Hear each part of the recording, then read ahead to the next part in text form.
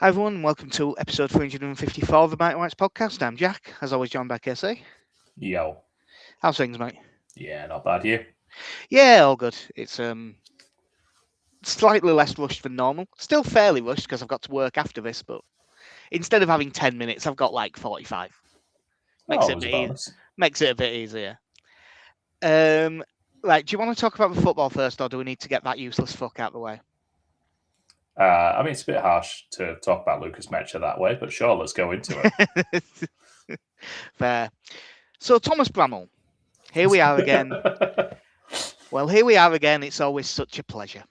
Fark's already got in trouble previously for talking about Thomas Bramall. This is not an isolated incident. I feel at the start of this sentence, I feel like I should be on Arsenal Fan TV or something like that. But it's not a conspiracy. He is just completely fucking incompetent.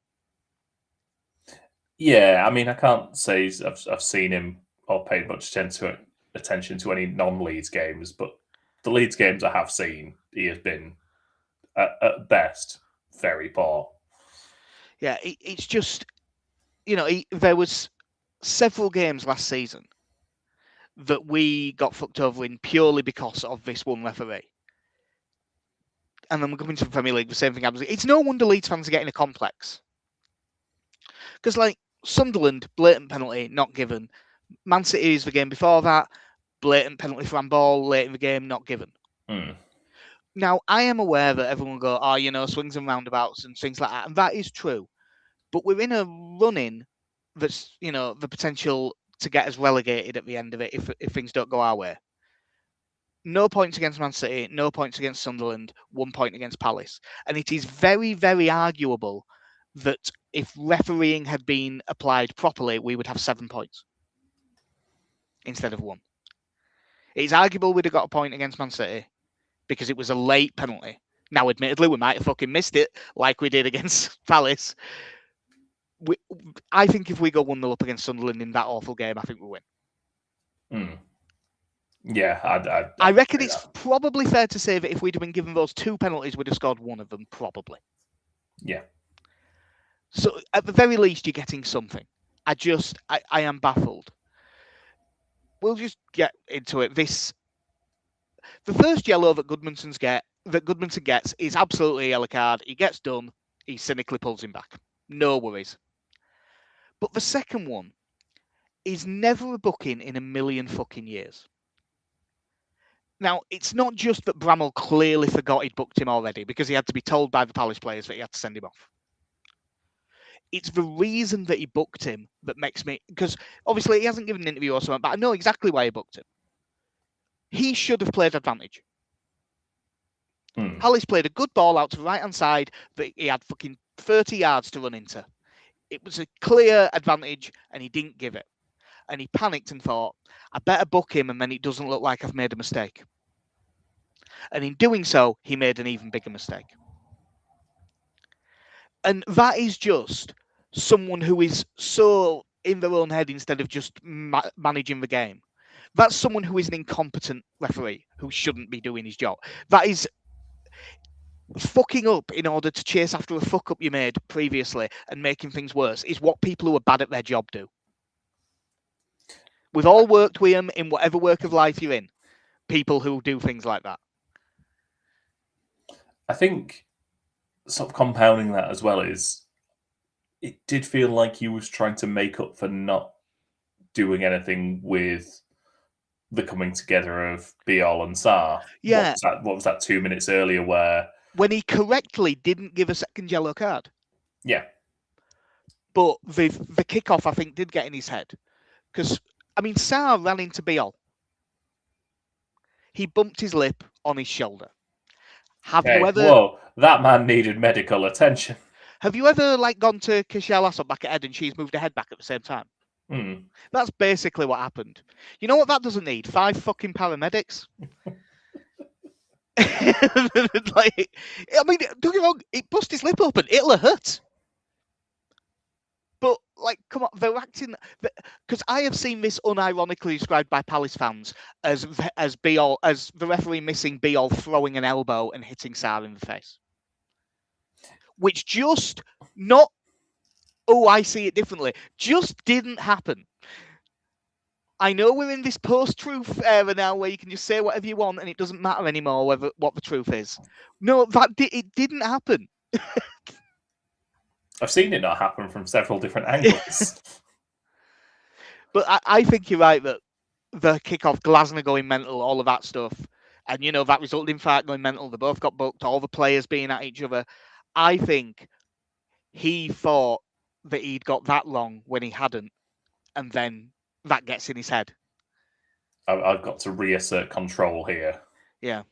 The frustrating thing with it as well is even in isolation that it's not a yellow card. It is a 50-50 challenge that Goodmanson is narrowly second to. Sarr gets there first. It's a foul, nothing more. Sarr somehow goes down holding his stomach and then his leg and then rolling around because he was, let's say, willing to make it look worse than it was because that was his second attempt at getting someone sent off in the space of 3 minutes. I think that's fair. Yeah. Because I'm not saying it's a dive because he did foul him. It's everything afterwards. It's exaggerated. Yeah. Yeah, and like you say, you're watching this reaction the whole time and just. It's one of the few times in that game I'm not mad at the Palace players for screaming at the ref to go, well, you've got to send him off now, because they're absolutely right. Once he's got that yellow card out. Oh yeah, it's done. It's too late. Yeah. They have. I did love the attempts of just shoving Goodmanson away, go, shut up and get to left back. What game was it? Was it like Sensible Soccer or something where you could just run away from the referee and eventually you just won't get booked? Yeah, if you just make it last long enough, he'll go away.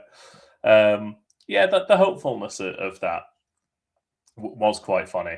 It took long enough that I did have time when we were watching the game in the pub to shout, Fark, sub him immediately. Quick. Damn it, why don't we have someone who looks like him? Sam Byron was playing left back this whole time. But yeah, it like you say, it was farcical by that point, and I think there's absolutely when you see at halftime Farker and Glasner walking down the tunnel, basically, I don't know what they were saying word for word, but I'm pretty sure it was close to. Well, this guy hasn't got a clue, has he? Yeah, there was a bit in the second half as well, wasn't there, where they cut to him on the touchline and they were stood next to each other. Like he might have even had his arm around him, just like talking to each other. And it was immediately after another ridiculous refereeing decision. Might have even been one of the ones that benefited us. And they were just looking. You could tell they were just looking at him like, this guy has no idea what he's fucking doing. Yeah, and I think obviously, as with most times when you go out to watch football, you are sat around complaining about how shit VAR is. But and I had even said the words earlier. I'd much rather a referee just make a mistake and have no assistance with it. And I did look at that. And there was a brief moment of going, because one of the things we mentioned was that they are looking at for VAR, potentially looking at having VAR look into second yellow cards. Yeah. Which I don't want. I wish the whole thing would fuck off. No, I don't, and that will just end the same way as with a load of penalties going. Well, once it's given, it won't get overturned. Yeah. Unless it's an egregious error, but yeah, I think it was all then made worse by Brennan Johnson not getting a second yellow card somehow. Yeah, I mean, the Brennan Johnson one is more cynical. It is a worse foul.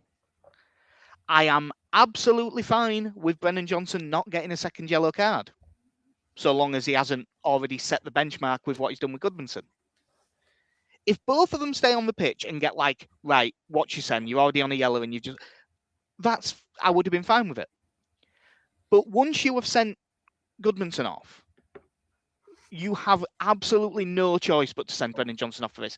And as much as I've took the piss out of Palace fans' reaction to the Beale thing, in fairness to them, I haven't seen a single one not say, "Oh yeah, Brennan Johnson should have got sent off as well." They have all gone, "Oh yeah, absolutely," because it's the clearest thing in the world. Yeah, and I think one of the things that we get accused of by our own fans a lot is that we don't play the game so much with crowding the referee. And they're right. And in that instance, look, I hate it, and I don't want that to be what football becomes or what Leeds players become. Mm. But like when you sort of look at the Palace players' reaction to the second Goodmanson yellow card, and Even before the card itself, they are all going yeah. mad at the ref. Well, I mean, he'd missed with the BL one. He'd missed Gesand waving an imaginary card at him. That should have been a booking. You've got Camvo, who I don't think there is a rule for it, but absolutely should be booked for celebrating someone getting sent off like that. You want him booked on principle. I have to admit, I wasn't. I just found the Camvo thing funny. I wasn't angry at You're a Camvo. grown man. He isn't. He's like 19. Like, don't get me wrong, it's a bit pathetic, but like, whatever. That didn't bother me in the slightest. I did just think that was funny. Yeah, but then you come to that Johnson foul where, like you say, player's gone. He's cynically brought him down. It's a yellow card all day. Yeah, but James, I think it was on James Justin, wasn't it? And he just bounced back up. Yeah, If he and I'm with you. It shouldn't be like this. But if he rolls around on the floor and acts like it's fucking killed him, and all the Leeds players get not just say to Bramall, "Ref, how is that different?" I mean, like they all 4 of them surround him and go, "How is that not?" Because they're probably not going to get booked for surrounding the referee, because that's been the law all season. I've seen someone get booked for it once.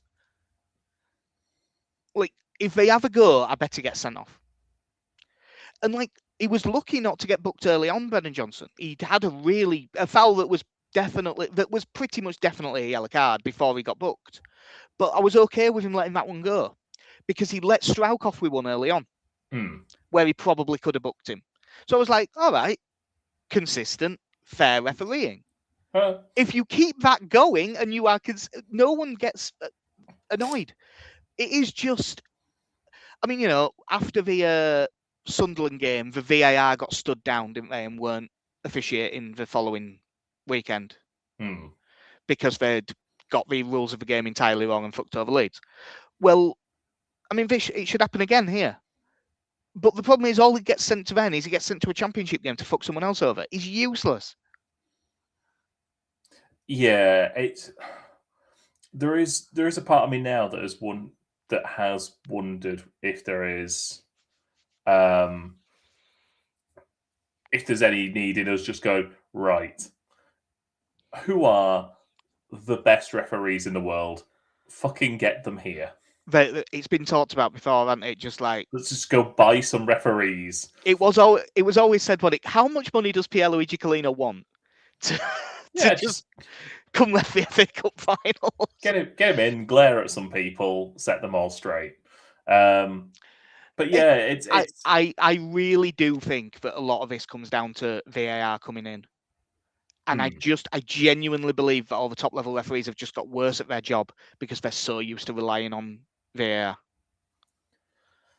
Yeah, it's like you say, it's that thing of the ref is hoping that by not making a decision in many instances that there'll be a whisper in the ear going, actually, man, that's a blatant red card, is that? Yeah. And I think it's just had a knock-on effect to all decisions all the way through. Like, this has nothing to do with VAR, it's a second yellow. But I just think they have become worse because because they know that the technology is there to second guess them. I think they're now all second guessing themselves. And it's just made for a worse game, a worse product. It's just worse in every way. And it's, again, a thing that Marcelo Bielsa talked about 2-3 years ago, saying how this is what's going to happen with VAR. And he's right. But again, if we stay up at the end of the season, we'll forget about all this. But if we go down, we will be in that position of being that fucking whiny fan base that goes, well, we didn't get relegated by the football teams, we got relegated by the refs. And that will be a massive oversimplification of us not having a good end to the season and all that stuff. But it won't be untrue. Yeah, it's not the entire picture, but it is a decent proportion of it. I wonder if this is what Wolves fans felt like last season or season before, where they just kept getting royally screwed over. Yeah, And like fans of every other club were like, they've got a point. Yeah, it's like you say, it's just getting to this point now where if we go down, you actually have to look at Bournemouth at home, we're not Spurs at scoring enough home, goals a lot of the time. Newcastle away, Villa away. Those sorts of games where you've lost points from very good positions. Always late on as well. Yeah, that will be the main reason we go down if we do.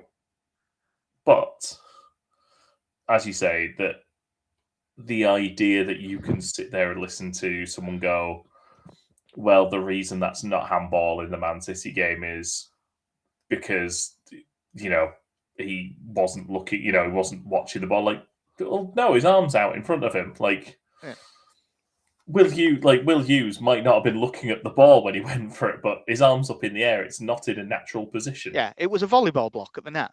Yeah, it's a great block as well. Yeah, he did well to get down. We will move on to football itself then at that point, and talk about the penalty first because we're on the subject. It's a definite penalty. I haven't seen anyone. I haven't seen any Palace fans argue against it either. Really, to be fair, there's been a few people go, I think he got a little push in the back, but you can't do that with your arms. That's about the best. That's about the best defense for him. However, doesn't matter because now look, Dominic Calvert-Lewin's been an excellent signing. He definitely played really well when we had 10 men. He responded to this excellently. It's a long time since I've seen a player miss a penalty because he's just kicked the ball wrong. Just straight up, gone to side foot it and hit it with his heel. Like, that's... Like, I think you could walk behind any pub where there's a Sunday League game on, and if there's someone taking the penalty, I bet they won't do that. I just don't know what happened. I mean, it's a weird one because obviously, in terms of penalty run-ups, most people's biggest gripe is the stuttered run-up. Because if you miss like that, you just look like a pillock. Yeah. It's a really odd way to do that. He took that penalty like it was five-a-side rules, where it's like, right, you've got 2 steps. Yeah. That's it.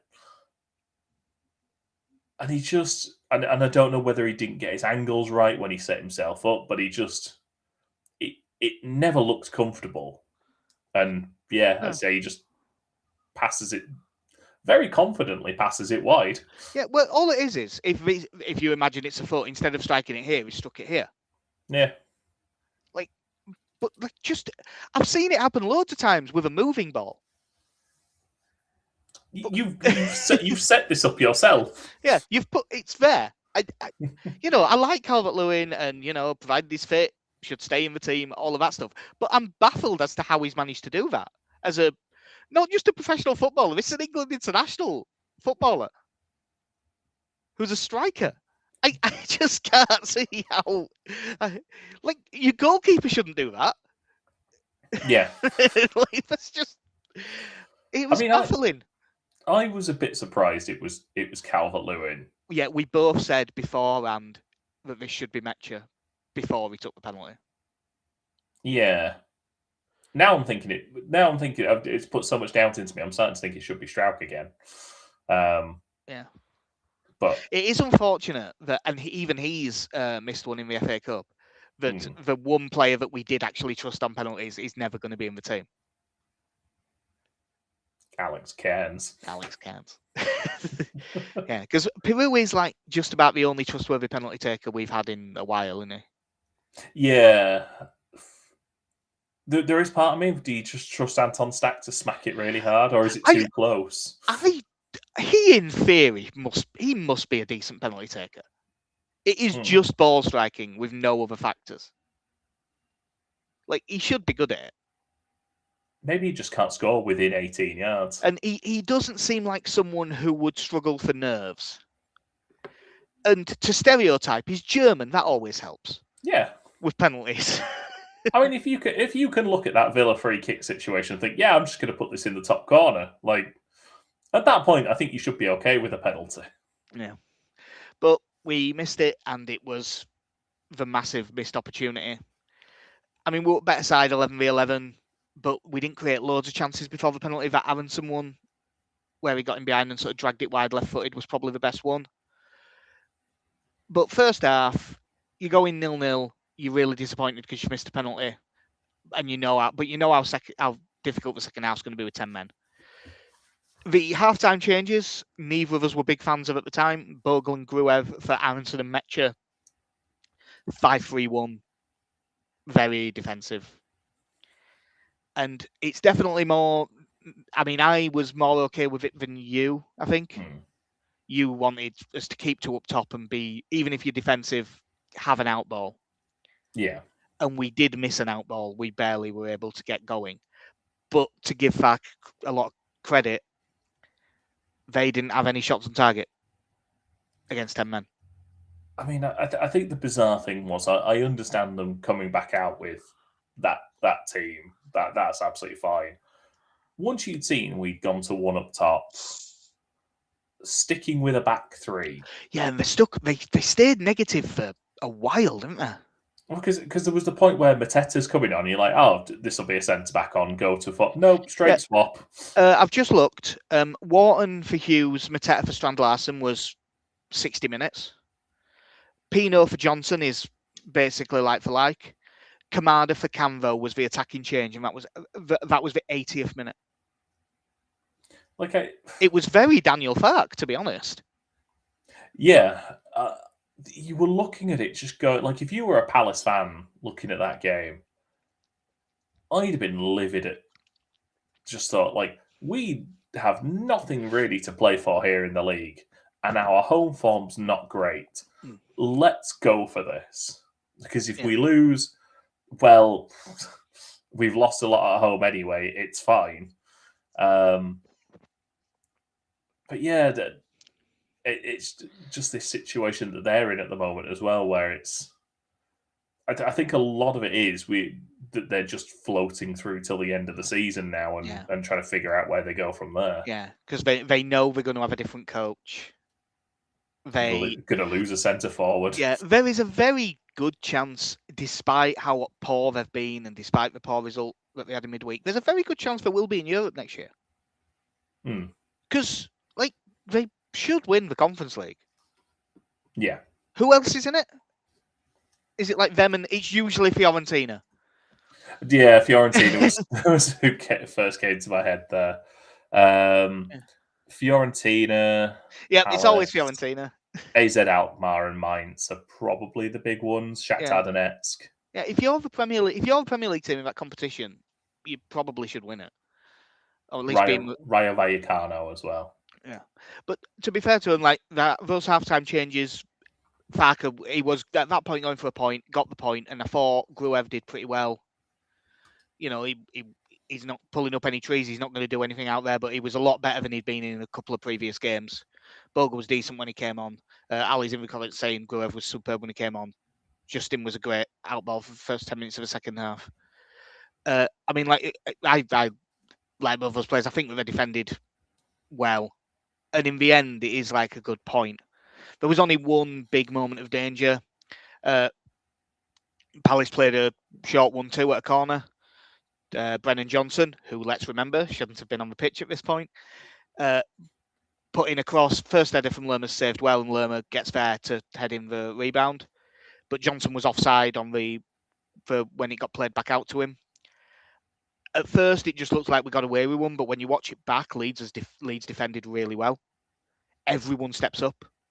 And I want to give particular credit to Calvert-Lewin, who's on the near post, because he gets out really quickly and he just gets out in time. it would have been so easy for him to be like, no, my job is defend the near post. I am defending the near post. Because this ball is definitely still going to come back in. Yeah. It would have been very easy for him to just stay in his position. But getting out to be ready to drop back in, just that not being lazy and doing the extra couple of yards makes all the difference. Yeah. And to be fair as well, it's a really good save from Darlow. From Yeah, the the first initial save header. is an excellent save. But I mean, you come away from that and going, well, that was ruled out, and that was far and away Palace's best attack. Well, I'd say they had no shots on target officially. Yeah. Because they had two then, but they were offside. Mm. One interesting thing that I thought, and something that, to be honest, I'd forgotten had happened until I just looked to see when Palace's subs were. No further changes after those two halftime changes. Yeah, I think which is fine. Obviously, they did well, but I'm surprised at that. I think the thing, and I think we've spoken about this the last couple of games, is that making the changes that he did, you've sort of locked yourself into playing a certain way for the rest of the half. And sort of by the 70-minute mark, you were going through the team and just going, the only thing I could really think of doing is, if you wanted to have a different sort of out ball, was to have Dan James as in theory, a striker, just to chase everyone down and maybe try and place over the top a bit. Yeah. But I don't think any of us actually thought that would really happen. No, if we'd have gone 1-0 down, you'd have got James and not done, maybe Peru. Yeah, the 3-2 fuck it, but -1. Yeah. But yeah, and then sort of you're going through the rest of the bench. Gruev, as you know, as Ali mentioned there as well, had a really good game. Stack and Ampadu, as a three, they defended fantastically. Yeah, because Longstaff in that situation is probably a decent shout, but the midfield were doing well. Yeah, because there was one thing I was going to say to you during the game, and then I stopped myself just in case I jinxed it, and it was that obviously the concern was about Biol with him being on a yellow card, but there was nothing from him in regards to fouls or anything like that in the second half. No scares. Farke did mention after the game actually that Bornau had been ill all week, I think he said. So that was another reason why he was willing to chance it with Biol on the yellow. I mean, I don't think in that situation I'd have wanted Bornau on, just given his last couple of appearances. No, I'll be honest, once even though I don't think it was a second yellow at all, with the way they kicked off after that happened, if Goodmanson hadn't got sent off, I think I would have probably done Justin for Biol at half time.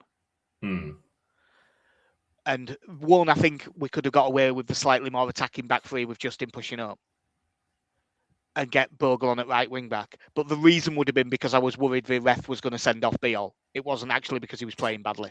Yeah, and again, I thought the three centre backs did a really good job. But Joe Roden was fantastic as ever. Yeah, I was going to ask for your man of the match. Most people said Roden. Real time watching the game, I gave it Stack. Yeah, I thought Stack. I think his decision making on the ball in that second half was really good. Just knowing when to slow things down and when to try and play us through. Yeah, and when to just get rid. Yeah. So many people had Roden that I'm willing to say I'm probably wrong, and it was Roden. Because it was 80% or something on the vote, and when I went on Twitter afterwards, everyone was on about how good Roden was. So it probably was Roden and played well. I thought Ampadu was pretty good. Yeah, and again, like you say, when you go through the subs we had available, if you're going to do like for any of them, it's Piru on for Calvert-Lewin. It's not going to happen. Tanaka wasn't going to come on in that situation. Nonto and James weren't going to come on in that situation. So you were kind of running through the team, just going, well, there's not really any of them here that you'd want to bring on unless we'd gone 1-0 down. Yeah, but no, it's frustrating. You miss a penalty like that, but it's a good point. The only problem is we've had a lot of good points where you you just need to turn 2 of them into wins. Yeah. All of these good points, and you could name fucking 7 of them maybe. If you win, I mean, even if you win 2 of them and lose 2 of them, you basically you'd be looking at odds of 16, 20 to 1 of us going down instead of 5. It does mean unbeaten in 3 in London, though. Yeah. And we're going to continue to be unbeaten in London on our way to the FA Cup. But so you've got us down not losing on the last day of the season, then? Oh no, we're losing that. Yeah, good point. We're losing that on purpose because the FA Cup final is before that in this season. Oh, is it? Yeah, I think never mind then. I think it's the weekend before. Yeah, we're losing that because we're already safe by then, and we are losing to West Ham because even though there's been a full week, everyone is spectacularly hungover. Mateus Click style. Yeah, we'd also have lost we'd also have to play whatever the second to last game is, the midweek of that. Because I'm sure that the last game of the season's like the 24th and the FA Cup final's the 17th. Yeah. I think. You know, when I booked it off after we got through in the third round, just in case, when I booked it off work. But well, hopefully we can stay unbeaten in London the rest of the season. But will London be unbeaten at Ellen Road on Saturday? I really don't know what to think of this Brentford team. Brentford are weird because they're definitely a good team. There's no doubt about that. They are fucking 7th in the league, and I want it on record. Fair fucking play, Keith Andrews. I was wrong. I think a lot of it there is because the club is run so well, but I thought he would be a fucking disastrous appointment, and it clearly wasn't. I was wrong. But like, I did just watch him play against Wolves last night, and for the second half, they were goddamn awful. On a tangent there, by the way, Wolves may not finish bottom here. Oh, I don't think they will. I think that right now, when I watch them, I think they're a better team than Burnley. Yeah. It'd be hilarious. Yeah, I mean, when we played Brentford, obviously we went into that game with Brentford having, I think, was it the best home record in the division at that point? It was either that or second. Yeah, and they were even higher than they are now, weren't they? At the time, they were. Yeah, right. And like I couldn't. They were fine, and we were also fine. Hence the draw. It was 1 apiece, which was probably reasonable. But if either team looked better, it was us. Yeah, and the times I've watched them since then, like, I don't know what it is about them. Like, they're clearly very good at getting these results. Yesterday aside, but I really don't know what to make of them. No, obviously they've got a massive long throw on them. Yeah, Michael Kayode, he does look. It's not just that he's got a really good long throw. He just looks like a really good player. He might be there because there's always one every summer, isn't there, that from Brentford is going to go somewhere for a load of money. I think it might be him this summer, especially with long throws being in fashion so much. That's going to add money. Oh, Arsenal will be all over that. Arsenal will be, starting to push for special teams. God, if Arsenal buy him, you're like, how many right backs do you need? Just to go back to what you said earlier about kind of how the setup at Brentford probably gave them a better opportunity, even if you are just promoting from within. I mean, if you've gone through a summer where you've lost, your 2 best attacking players, and you've recruited well in getting a new centre forward. Well, they've lost Wissoud and Burmo. They lost Christian Norgard as well out the midfield because he went to Arsenal. And a change of manager. It is no wonder that Did I have them to go down? I don't think I did, but I think I did. But several of us did, I believe. Yeah. Yeah, I had us, Sunderland and Burnley. You had Brentford, Wolves, Burnley. Connie had Brentford going down as well. Yeah, Alex, Benny, and Danny did not. So, but little Danny did have Keith Andrews as first manager to go, as did Connie, as did Alex. but I didn't. No, you had Vita Pereira, who is currently employed in the Premier League, just not where he started. Yeah. Who actually was first to go? Vitor Pereira, who got a new contract. And got sacked in the space of about 4 weeks. But yeah. It was Nuno, wasn't it, that was the first to go from Forest. And second was probably Ange. Quite possibly. But yeah, like they've equipped themselves well. Obviously you mentioned that Norgard was another one who went, and I was about to say Dean Henderson. Jordan Henderson has been a good signing for them. Yeah, again, who I thought would be a really poor signing. I thought that he wouldn't have the legs to play week in, week out in the Premier League anymore. Yeah, they've recruited well. I just don't think any of us saw it going as well as this. But yeah, the times I watch them, I don't think there's anything special about them. And they're a team I look at, despite them being 7th and not that far, only 3 or 4 points off 5th and 6th at this point.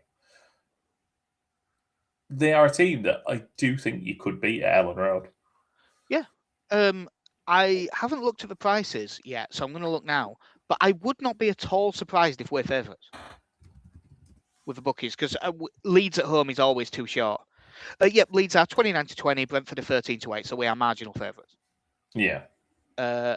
Which, given their 7th, it would be surprising if you hadn't seen that they're probably slightly underrated and we're slightly overrated by bookies. But their team, I think, will be, unless they've got a load of players coming back. Looking at who was their bench, I think theirs will stay fairly similar to how it was last night, which was Kelleher in goal, Coyote, Vandenberg, Collins, and Keane Lewis Potter as the back four. Henderson sitting, Jensen and Mateus Jensen, who I'm really starting to like as a player now I'm seeing more of him, and Damsgaard, who everyone likes because he's really good. And then Shada and Watara out wide, and Igor Thiago up top, who scored again. It was a tap-in given to him by Watara, but still scored again. It was just got called up by Brazil as well.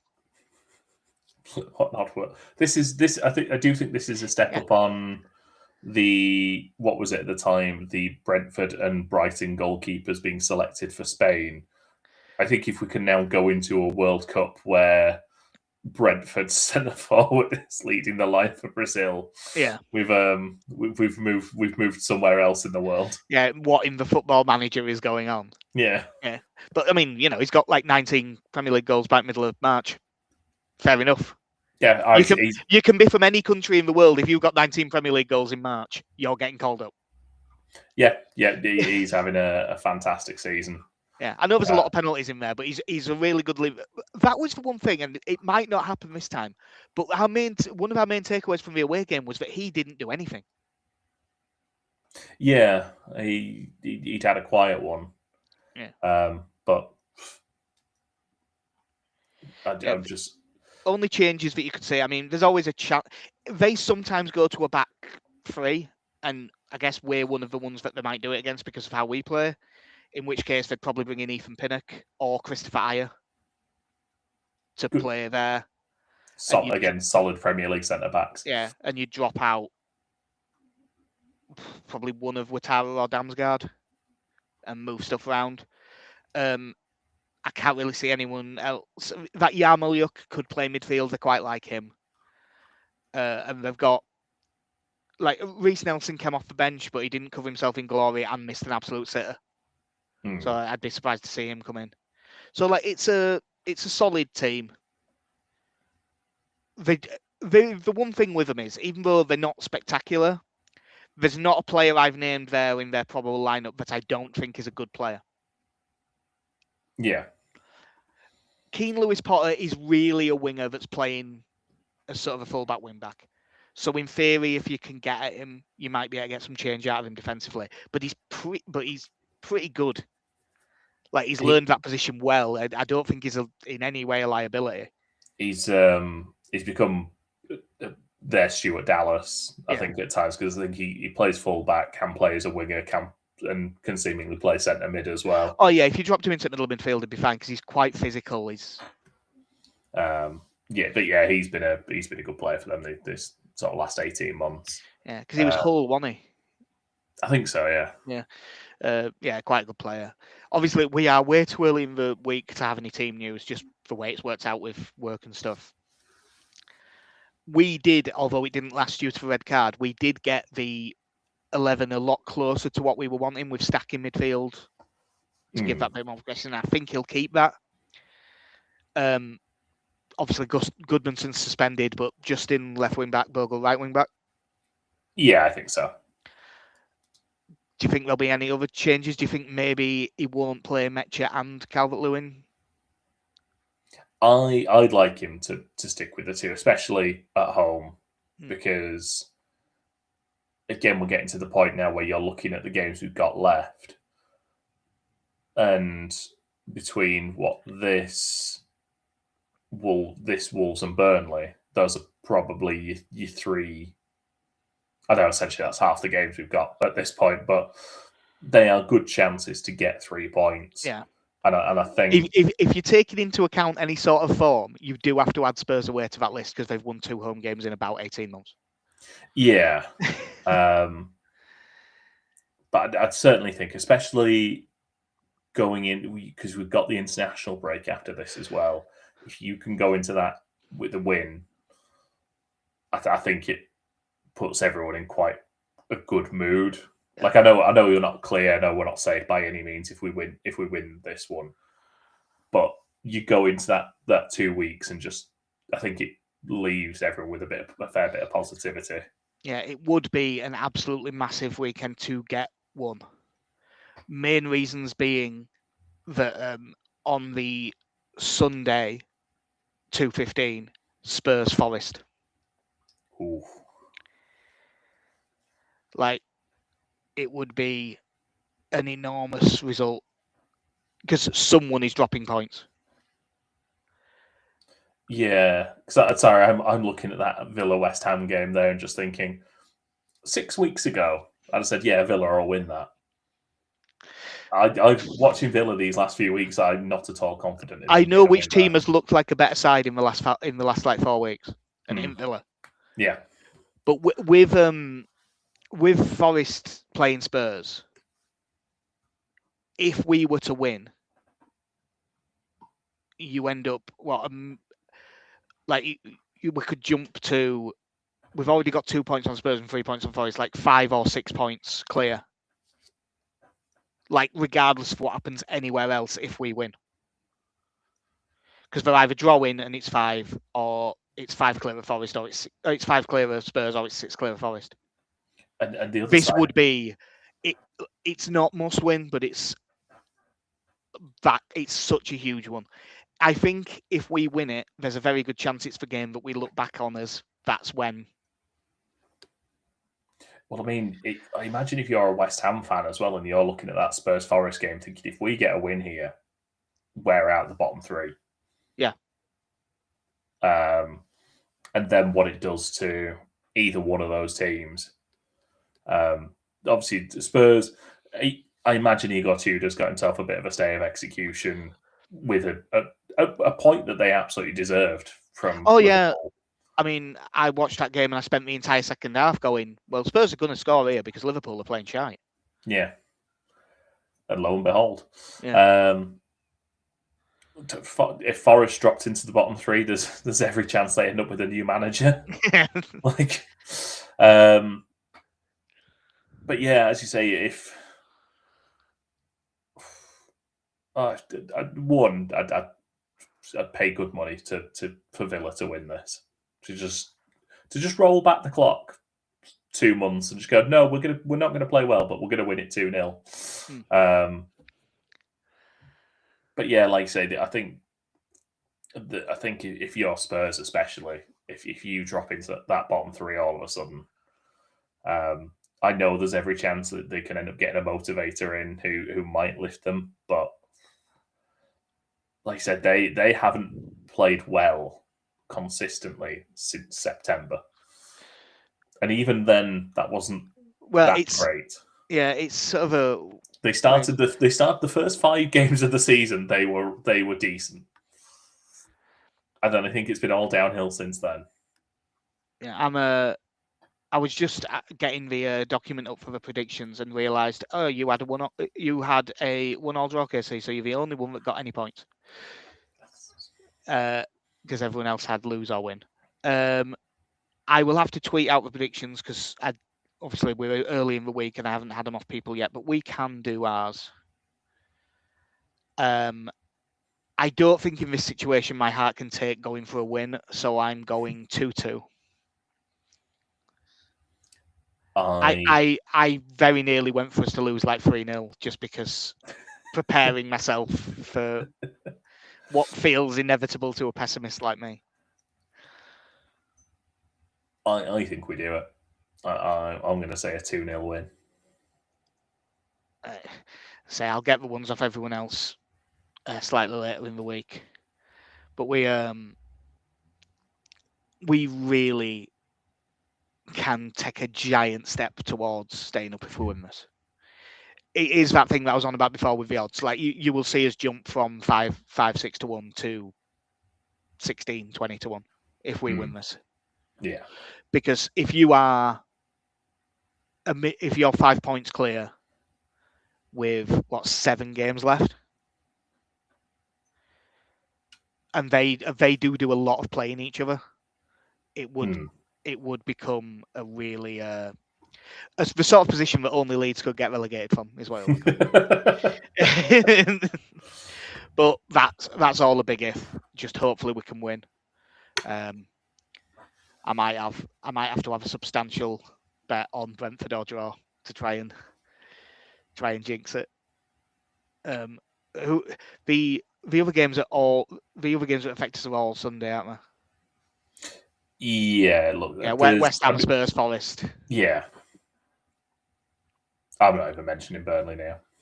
No, if they go on a ridiculous run, fair play to them. But yeah, that will it'll be a massive weekend.